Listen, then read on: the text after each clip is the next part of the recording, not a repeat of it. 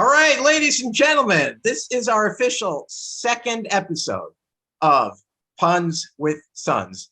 And I'm your host. I'm the father, and I've got another son here with me. And his name, I believe it's Matthew. We know each other pretty well, pretty well. My first guy that I had, Kevin, was my son, and this is my other son. That's why the show is called Puns with Sons. But I think last episode I had very few puns. So I'm going to see what's going to happen this time. So thank you, Matthew. Thank you so much for joining. It's been a long time. How have you been these past, oh, it's probably been like 25 years since we've seen each other. How are you doing? Well, thank you so much for having me. It's things are pretty interesting around here. I actually watched the first episode of Puns with Sons. I was a very Yes. big fan. I'm glad that Kevin is making the best of his situation. I certainly share some sentiments that I'm sure we'll discuss later on in the episode. But I'm doing pretty well. As you can see, my field of vision is a little bit funky. The blurriness that you see around is actually what most of my reality looks like. So I Okay. try to make the best of that, but it can sometimes be a little bit challenging. But yeah, taking it one day and I guess one eyeball at a time. Right. I hear you. I totally hear you. So there's a rumor. It's just a rumor. I've heard from a few people that I know that know you well that you're actually going to be in the Captain Marvel sequel. I mean, again, just a rumor. And I heard you're going to play the role of Captain Marvel's great grandfather. There's going to be some time traveling and stuff like that. So I'm just wondering if you want to dispel the rumor now, or want to talk about it, or what? Well, Marvel Studios has given me a non-disclosure agreement. Mm. Every 2 hours, I have this little red dot on my forehead whenever I start to talk about it. So I'm hoping that I haven't gotten to that point. It's been about maybe an hour since I last got that little red dot on me. Okay. Sometimes I hear kind of like a faint whisper of like, "Don't do what you think you're gonna do." Yeah. Otherwise your brains are going to be blown off the railings. Yeah. Oh, definitely. But I think given the time constraints, I think we can certainly discuss some of my upcoming projects here. So yes, I do have a role in the Captain Marvel sequel. Okay. I'm very excited about it. The audition was actually pretty interesting. You know, as I said, I have that kind of blurry vision issue, and I think they really took advantage of that opportunity and realized that although my skin still has the remnants of a youngin, I certainly have the medical ailments that would be perfect for someone who is a time traveling grandfather. I don't really have to act too much when I have trouble reading the newspaper, or when I have Captain Marvel, feed me some food and give me my daily doses of medication. They just felt it was a perfect fit, and yeah, it's very exciting. So that's wonderful. It really is. And here's another thing that I did hear, and this may not be true, that you are handling at a very high level the negotiations between DC and Marvel. DC is considering purchasing all of Marvel's intellectual property for about $50. I know it seems absurd, but for some contractual issues from the past, something that happened about 60 years ago is what I heard. They made some backroom deal, and I believe they're going to be able to acquire all of Marvel intellectual property for $50. And your name is the first name that came up as the main negotiator in this deal. For some reason, I think it was through inheritance or something like that. Your distant ancestor is printed on this contract, where it was actually written on a piece of paper. Well, it may have been a napkin or something. It's really hard to tell. There's a lot of food on it, so people think it's either a piece of paper or a napkin. But anyway, is this rumor accurate? Can you substantiate this at all? Can you talk about it at all? Again, these are things that I'm hearing. I'm just wondering if you had any feedback for our studio audience here. Sure. So again, I think this was a really great timing that we did this episode because so far I have not seen any kind of threat of violence, or embellishment or strangling like I normally do on a daily basis. So I'd be more than happy to kind of share with you what I have found. So yes, I during that interview for the said Captain Marvel sequel. After I got the job, they informed me that Captain Marvel 2 would actually be the last film that Marvel would produce before kind of joining both intellectual properties in the comic book industry and before they bring them all together. So, and they wanted me to be a big part of it. I told them that I'm not really the best at reading contracts due to my, vision issue. Right. But they actually told me that that would be great. They said that, based on your ancestry, you come from a long line of people with difficult vision that have made really important decisions in modern human history. Right. Some of which being, Harriet Tubman. Right. I'm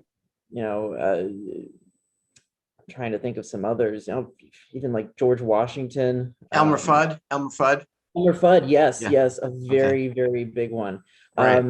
All different nationalities and skin tones. Right. Somehow it all kind of became me, and Right.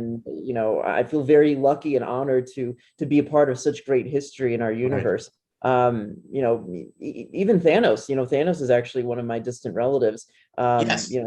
That's one of the things. Yeah. I mean, just to stop you right here, if I can for a second, that was one of the things I was going to get to that I recently discovered. I mean, people are thinking he's an actual comic book character or movie character, but he actually is a person. I mean, not really a human person, but he is a legitimate being. He does exist. I believe he still does exist. And you are one of his few direct descendants. So, and I'm sorry, I didn't mean to interject, but go ahead. Oh Complete your no, thought. you're absolutely fine. It's a very difficult subject for me to talk about, but I'm so glad that we can discuss it. It's not something I like to share too often, but no, Thanos is definitely a distant relative of mine. Probably every couple months he gives me a call just to kind of check in on me, and he wants to, of course, make sure that I wasn't one of the few that was decimated by his snap. I continue to tell him that the snap just happened one time and it only happens at one instant. He still kind of has some anxiety and thinks Right. that somehow I'll just randomly disappear. Right. I Right. told them just don't snap your fingers again and we will be fine. Right. I Right. think he's been dealing with a lot of kind of PTSD from that snap, Oh, sure.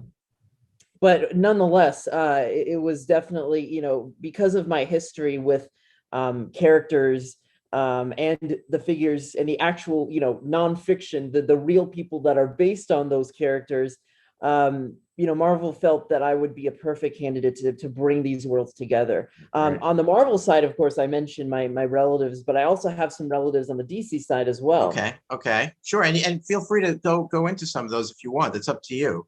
Yeah. I mean, it's pretty extensive list, but we don't have too much time. But just to Right. just for brevity, some of the highlights include the Joker himself. Yes.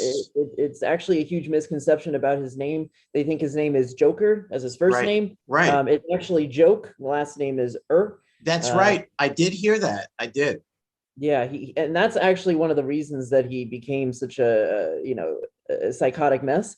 Yes. Sometimes I actually join him with his therapy sessions. It's a Right. very sad. I mean, I usually come out bawling my eyes out because he has had to live his entire life with people mispronouncing his name and Right. not even Right. acknowledging that he has a last name. Yeah, So right. No, and I'm so glad you mentioned that because I was going to bring that up as well. I mean, you are one of probably two people on this planet that are actually allowed into the Joker's therapy session. So I thought it was really interesting.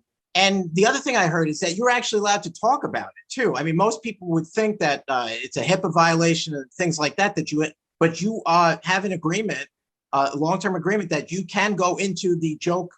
I want to make sure I pronounce his name correctly, go thank into you. his therapy sessions and actually report on what he talks about. So I'm Yeah, just going to ask you. I mean, let's just go out there, right? I yeah, think your last session with him, from what you had mentioned to me, we were doing some email correspondence, was 2 weeks ago. You were in a session. I did hear from those emails that you were saying you kind of talked about the Marvel DC agreement or the DC acquisition of Marvel intellectual property. I don't know why it came up there, but I was wondering maybe you can share with the audience exactly what was discussed. absolutely. Yeah, it was a great session. It was a really good session. Joke, he really he was very supportive of, our bridging of the two properties. He had some reservations, like anyone would, with something as significant as, bringing two comic worlds together. But he was anxious about it. He was very stressed. He was scared. He was scared of what could happen. He's always been ridiculed for, his name and who he is, and he was afraid that perhaps if we bring all the worlds together, if this would make things worse for him, because he knows that he's already a very famous, well-known person in our world. But if we brought Marvel and DC all together, Right. now more people are going to be exposed to the lies of his name and his identity.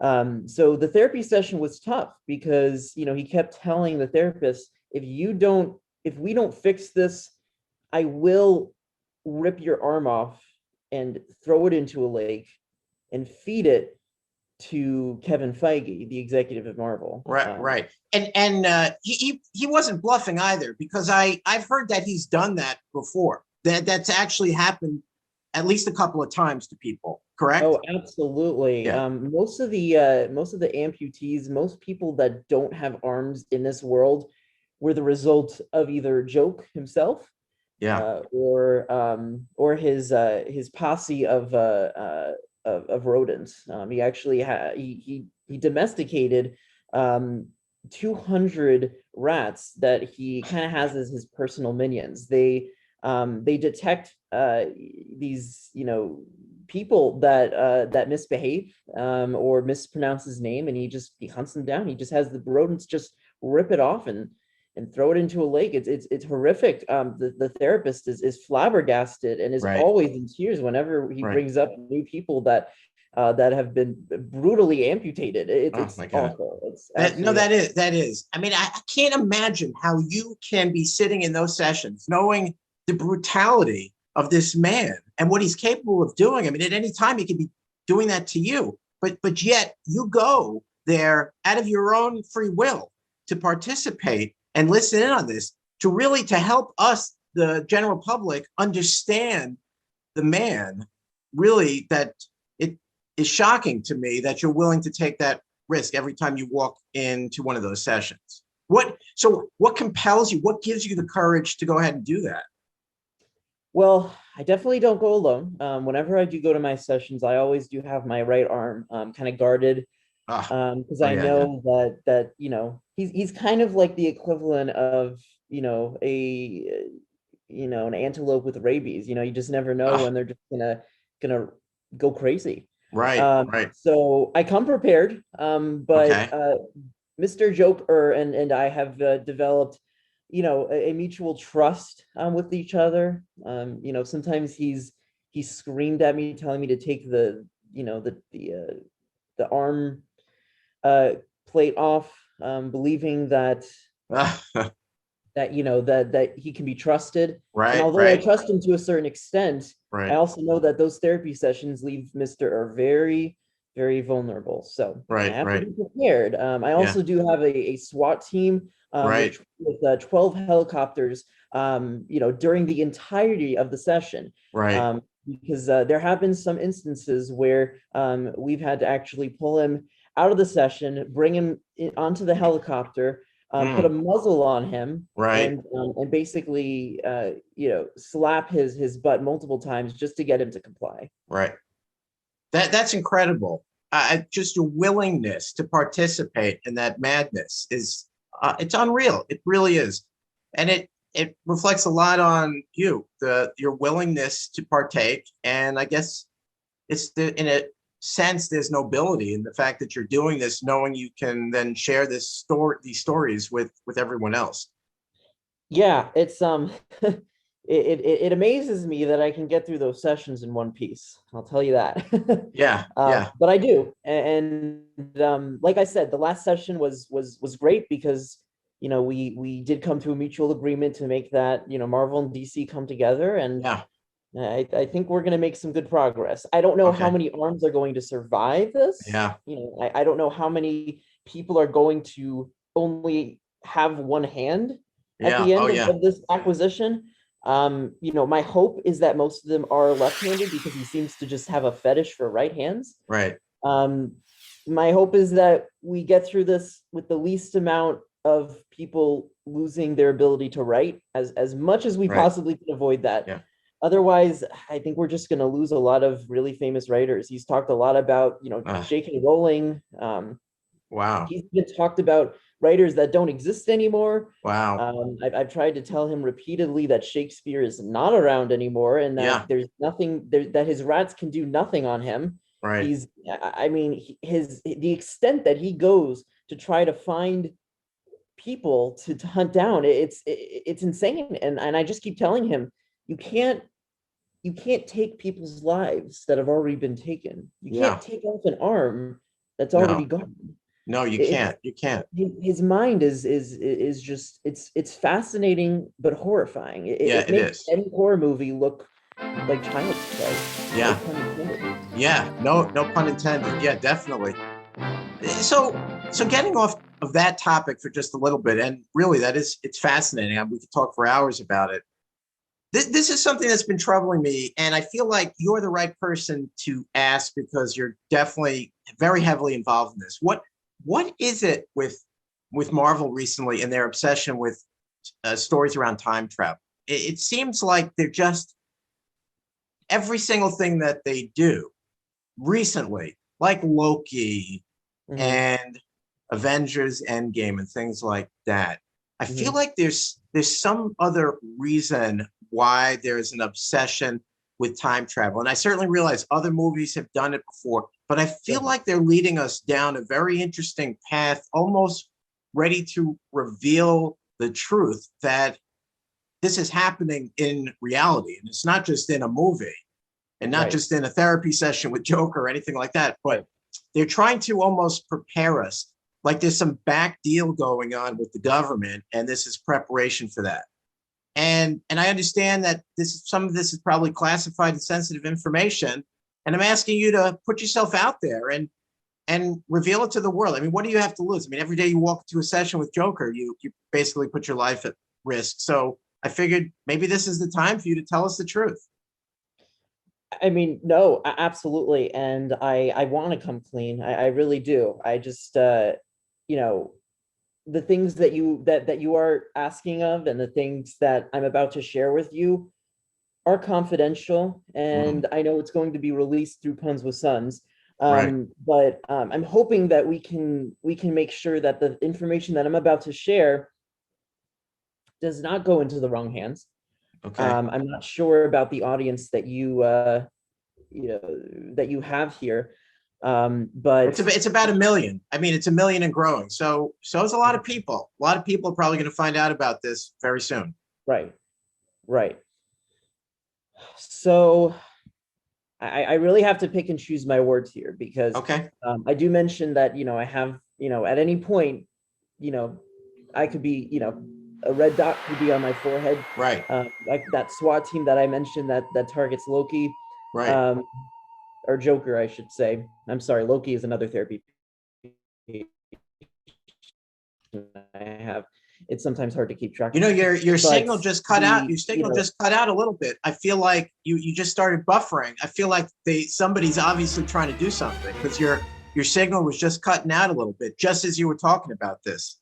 I okay. hope this is not an indication that something's going to happen. I mean, You're your okay guess is now, but you were just buffering. I mean, it was just like a really strange coincidence. okay. I don't know if Okay. that's what usually happens right before that thing appears on your forehead.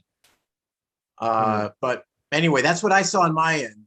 Okay. I'm a little concerned, but go ahead. Go try it again. See what No, I happens. mean, I'm Go certainly for it. fearing for my life right now, but I feel like at this point I don't have too much to lose, and it's better for me to share it sooner rather than later. So Okay. Okay. let me come clean. So yes, a lot of stories that Marvel has shared is about time travel. That we know that. Loki, was the most recent incarnation of the time travel stories, but it doesn't end there. The thing that's coming up next is that Iron Man, of course, sacrificed his life to save the universe in Marvel Studios Avengers Endgame, but he will be coming back. But it's going to be a future version of Tony Stark. In fact, it's going to be an alternate reality Tony Stark. So he's going to be coming from a future where Thanos, the fictionalized version of Thanos, not the Right. Thanos that I'm related to, but Right. Marvel's kind of depiction of Thanos. Right. This is going to be an alternate reality where Thanos is actually Tony Stark's brother, Right. and Tony Stark begins a relationship with Thanos' sister-in-law, Okay. named Shlamos.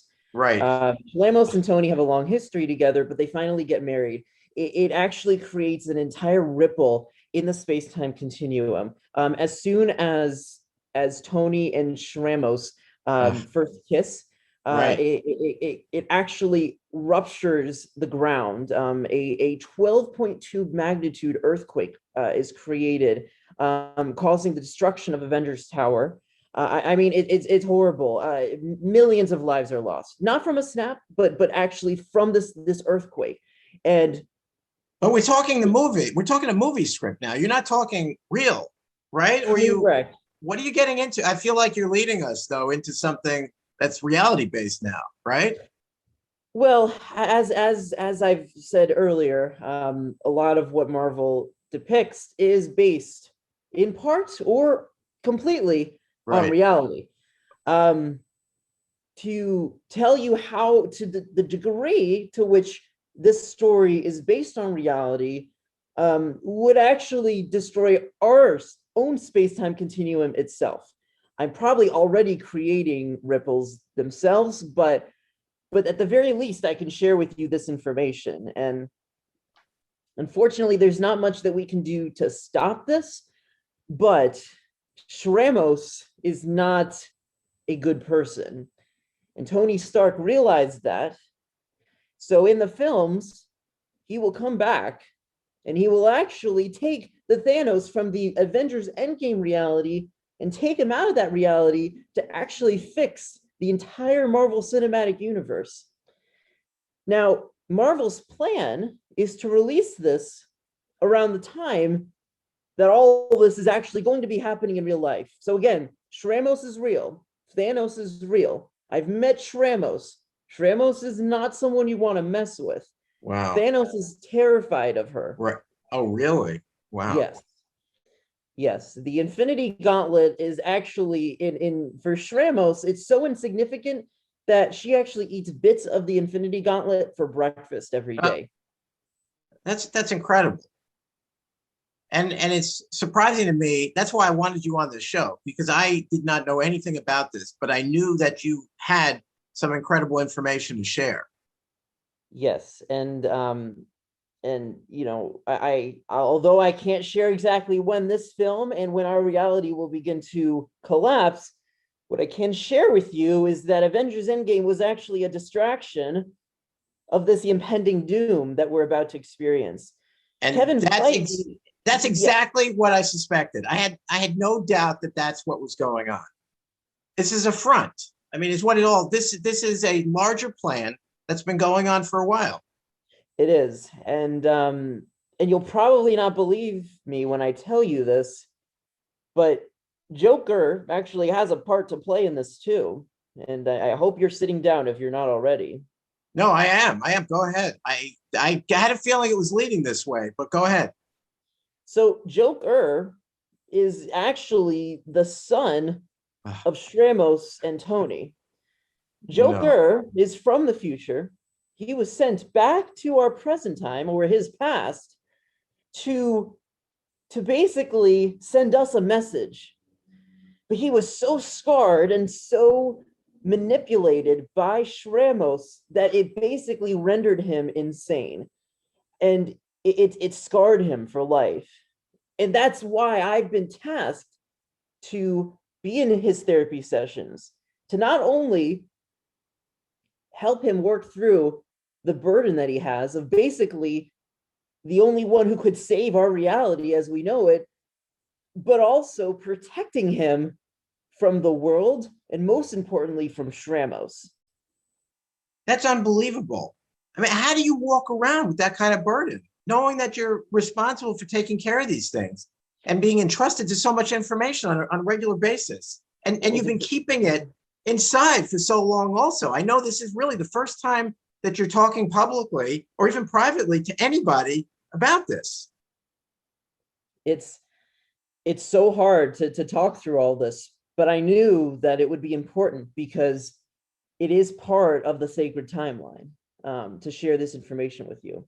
Kevin Feige is not supportive of the sacred timeline, and he's actually the one that has hired these hitmen to target me should I share any more than what I should. Of course, right now I am certainly sharing more than what I should, but like I said, it must be shared. Otherwise, we all are going to be puppets of Shramos and Kevin Feige's plan. Now, you're probably wondering, where does Tony fit into all this? Right. I was. He went back in time. He Right. tried to help, but Shramos actually decided to run experiments on Tony and hypnotized him and basically morphed him into this completely new being that would protect the secret. And again, I hope you're ready for this, but the Tony from the future was actually created into this man that loves wearing caps. It loves creating movies and television shows that are kind of this shadow, this mask that hides the impending disaster that's about to come. And that man that Tony became is what we know now as Kevin Feige. That's incredible. Absolutely incredible. And I feel honored that you actually were willing to come here today and share that with us. Right. So Kevin Feige is not a bad guy. Although he's been manipulated to target me, it's really Shramos. And at any point, Thanos will probably come visit me, and we will be devising a plan to save our entire universe with Mr. Ur's help. I don't know when that's going to happen, but it's hopefully going to be soon. And I'm glad that I can share this with you because who knows what Shramos is planning to do to our world.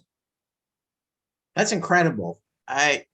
It's amazing that you're willing to reveal this. It really is. I mean, you're really putting yourself in tremendous risk and jeopardy, but I am. You're willing to do it. You took the chance and you came out and talked about it with us. I did. It's so much more. It's always so much more complicated than you think.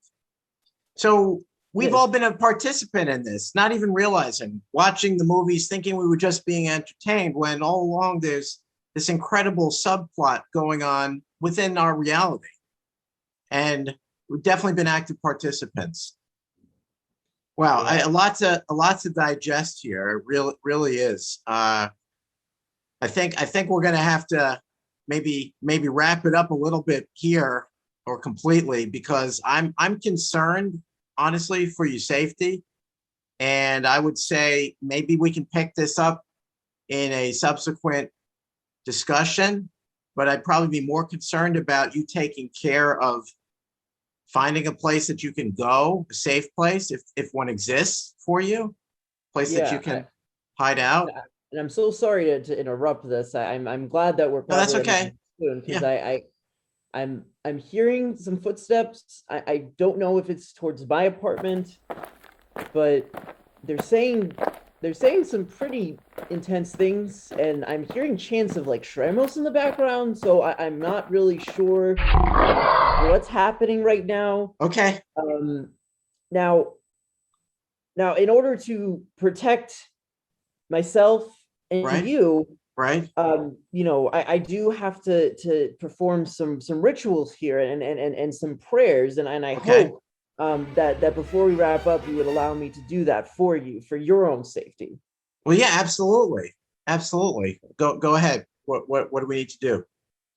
Okay, so in order for this to, I'm sorry, I'm a little bit scared Oh yeah. because No, that's I okay. certainly don't want, whatever's about to happen is out of our both of our controls. So Right.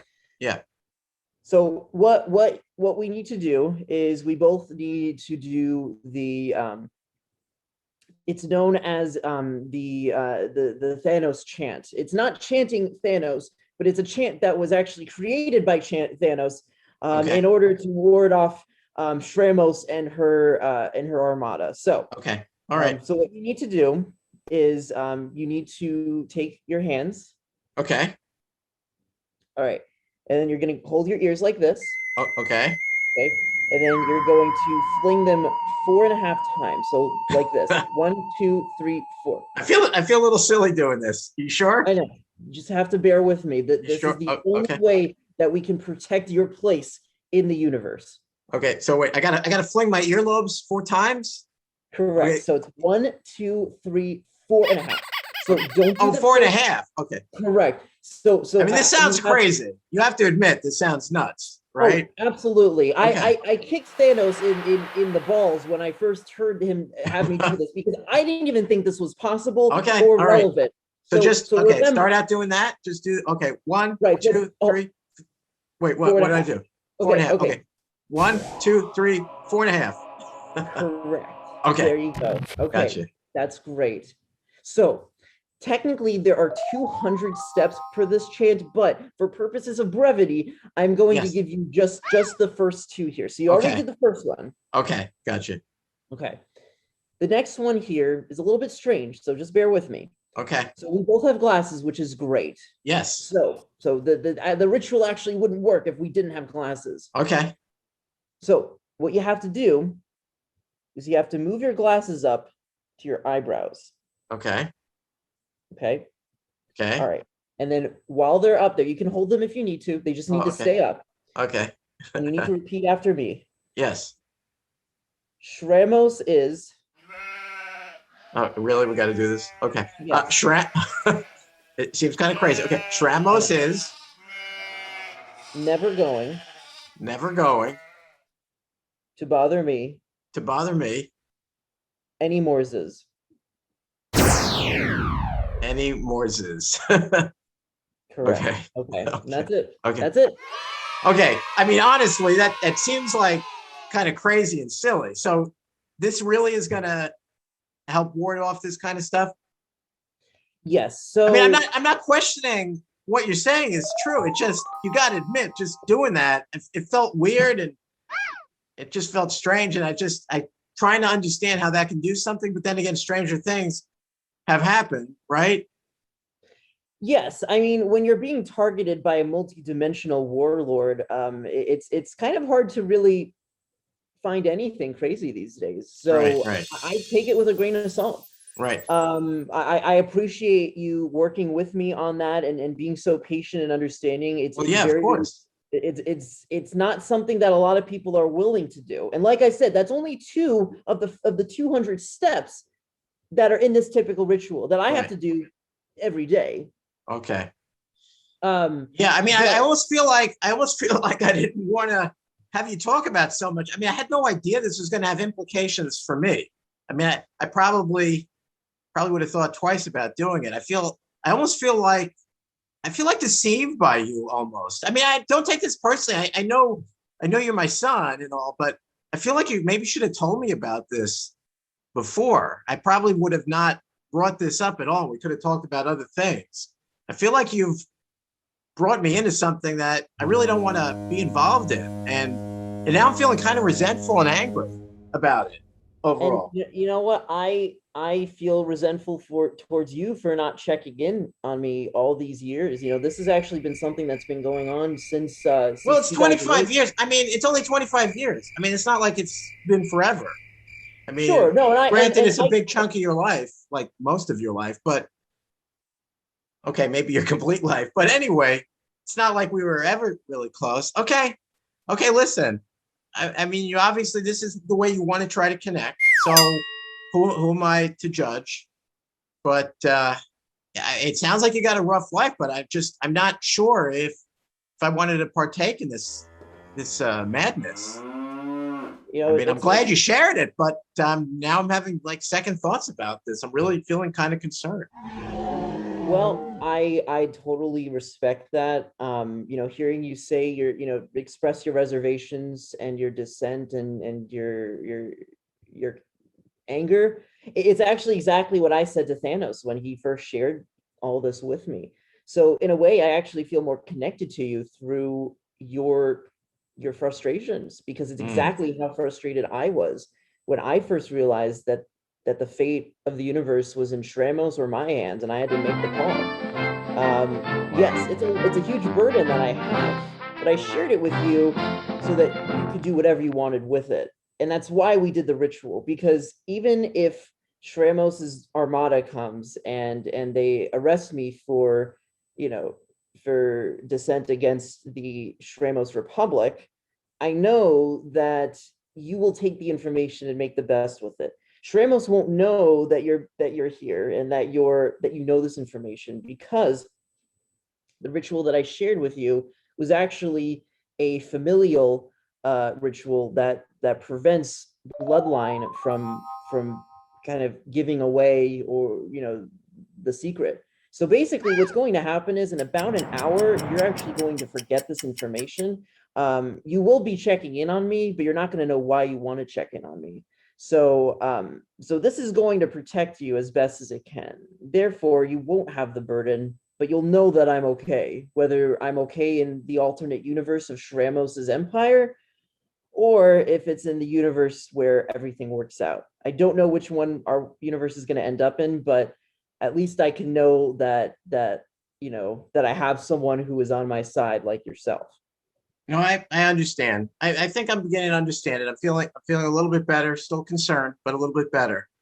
Well, I'll tell you what, let's wrap up for today. I'm gonna thank you again, I think, for participating in Puns with Sons and sharing this really intriguing story.